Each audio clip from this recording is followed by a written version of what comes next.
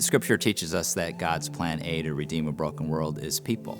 But change really occurs when you start to apply it in your life. I mean, yeah, we're putting on a great conference, but the real heroes are in the seats. They're the ones who are going out into the world, making a difference and bringing transformation. They're the real heroes.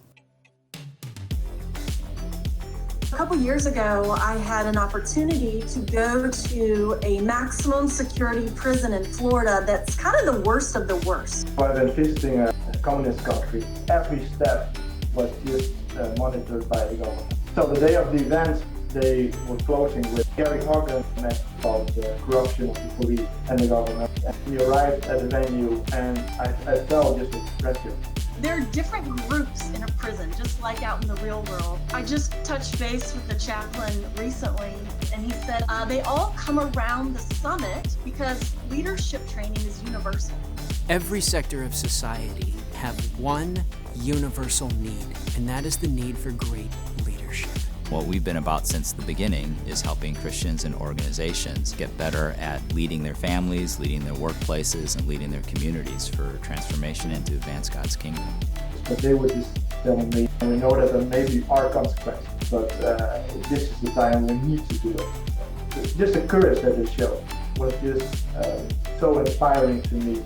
I've seen what happens when people, churches, and organizations are transformed, and they begin to transform everyone around them as well. Do you know that the president of Honduras went to the summit, actually went up on stage and tearfully apologized to his people that he was not the leader he should be, and Christian leaders got around him and prayed over him. One of the top fashion designers in all of Colombia attended the Global Leadership Summit in Medellin, Colombia. God had really been doing something in her heart. What she ended up doing was establishing a program to work with prostitutes to train them in fashion design, and because of her level of influence in that industry, she was able to guarantee them jobs afterwards. There's something divine that's happening at the summit. We're not planting a vision in people, we're igniting the vision that's already there, that God put there. I mean, the thousands of stories that we have heard, hundreds at least of ministries that have started. I want to see more lives changed. I want to see as many people discover what God is calling them to do. Because I only have one life, and I want to live my life with purpose that advances the kingdom.